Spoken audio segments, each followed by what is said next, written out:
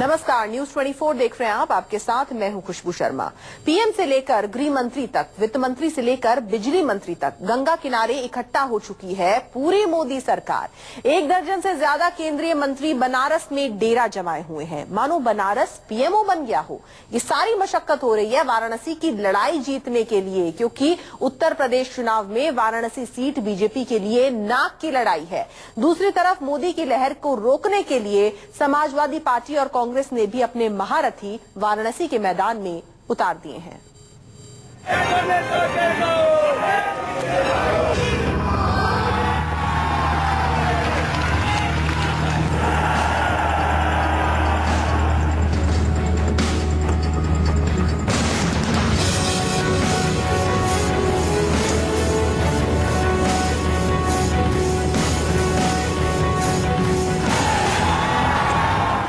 जैसे युद्ध से पहले रणभूमि में महारथी इकट्ठा होते हैं, वैसे ही तस्वीर इस वक्त बनारस की है।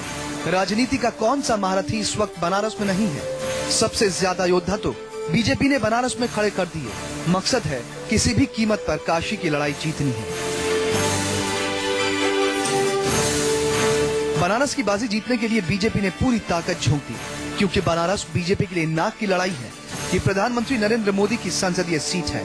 2-4 नहीं, करीब केंद्र के सारे बड़े नेता और मंत्री इस वक्त डेरा जमाए हुए हैं काशी की धरती पर। राजनाथ सिंह, अमित शाह, पीयूष गोयल, भूपेंद्र यादव, जेपी नड्डा, मनोज सिन्हा, महेंद्र नाथ पांडे, कलराज मिश्र, नरेंद्र तोमर पिछले कई दिनों से यहाँ डेरा जमाए हुए हैं। इनके साथ स्मृति ईरानी, उमा भारती, रविशंकर प्रसाद, मनोज तिवारी, अरुण जेटली हर दूसरे दिन मतदाताओं के दिलो दिमाग में दस्तक दे रहे हैं।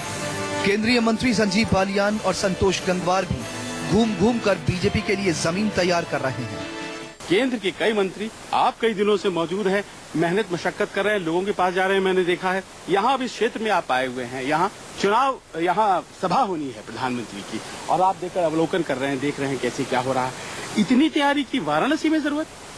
देखिए, जो भी मेंबर पार्लियामेंट है, जब मेरे क्षेत्र में चुनाव था तो मैं अपनी 5 विधानसभाओं में गया लगातार। सबने चुनाव प्रचार किया, सभी सांसदों ने। चूंकि सांसद के साथ साथ वो प्रधानमंत्री भी हैं, समय नहीं दे पाए, तो किसी न किसी को तो उनकी जगह कुछ समय देना था, लोगों को बीच में जाना था। प्रधानमंत्री खुद वाराणसी की लड़ाई में सबसे आगे हैं। वाराणसी में 3 बड़ी सभाएं रखी गई हैं पीएम मोदी की। पीएम मोदी 4 और 5 मार्च को वाराणसी में सभा करेंगे। 5 मार्च को रात वाराणसी में रुक भी सकते हैं पीएम। 4 मार्च की रात काशी विश्वनाथ के दर्शन के बाद रैली करेंगे। 5 मार्च को पीएम मोदी दक्षिण वाराणसी विधानसभा में रैली करेंगे। करीब 7-8 मंत्री लगातार यहाँ हैं मौजूद। केंद्र से ऐसा लग रहा है कि वाराणसी से ही सरकार देश की चल रही है। नए सांसद यहाँ के जो हैं वो चला रहे हैं देश को। मैं बनारस पहले भी आता रहा हूँ और मेरा बनारस में संपर्क है, और उसके पीछे कारण भी है, हमारे बहनों यहाँ पर BHU में पढ़ाते थे, इसलिए यहाँ काफी लोगों से हम संपर्क में हैं। तो राजनीतिक स्वरूप में जहाँ संपर्क संबंध रहता है वहाँ जाना भी चाहिए और लोगों से बात भी करनी चाहिए। एक तरफ बीजेपी, दूसरी तरफ समाजवादी और कांग्रेस का गठबंधन। पीएम मोदी को उन्हीं के संसदीय क्षेत्र काशी में घेरने के लिए राहुल और अखिलेश भी रणनीति बना रहे हैं। 4 मार्च को बनारस में राहुल और अखिलेश रोड शो के जरिए अपनी ताकत दिखाएंगे। लोकसभा में चली मोदी की लहर को रोकने के लिए एसपी के भी कई बड़े नेता बनारस में डेरा जमाए हुए हैं। प्रदेश अध्यक्ष नरेश उत्तम, सांसद धर्मेंद्र यादव, राष्ट्रीय महासचिव किरणमय नंदा, सांसद डिम्पल यादव, अक्षय प्रताप और राम गोपाल यादव। तो विदेश नीति पे आप फेल, आर्थिक नीति पे आप फेल, लाइन कानून व्यवस्था पे आप फेल और राष्ट्र की सुरक्षा पे आप फेल। अब बातें सिर्फ भाषण करा लो, एक भी वादा आप पौने, अब तो लोग 2.5 साल कहते हैं, अरे 3 साल होने में सिर्फ 2 महीने बचे। 3 साल ऑलमोस्ट हो रहे हैं सरकार को। 3 साल में एक भी वादा पूरा हो बता दे, कोई भी एक वादा बता दीजिए। काशी की लड़ाई में कांग्रेस भी पीछे नहीं है। मीरा कुमार, गुलाम नबी आजाद, राज बब्बर, सुशील कुमार शिंदे, रणदीप सुरजेवाला, ज्योतिरादित्य सिंधिया, अभिषेक मनु सिंघवी, नगमा और कपिल सिब्बल भी अगले 2 दिन तक प्रचार करेंगे।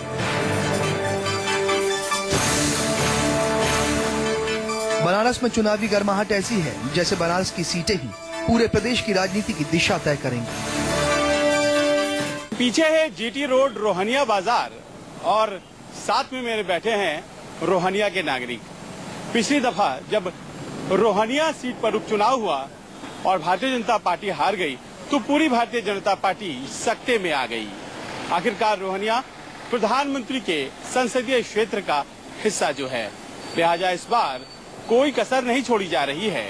केंद्र के कई मंत्री वाराणसी और खास तौर पर रोहनिया में कैंप कर रहे हैं और सब कुछ चाक चौबंद रहे, इसीलिए प्रधानमंत्री की एक सभा भी रोहनिया में ही लगाई गई है। कैमरामैन अविनाश के साथ संजीव त्रिवेदी, रोहनिया, वाराणसी, न्यूज़ 24।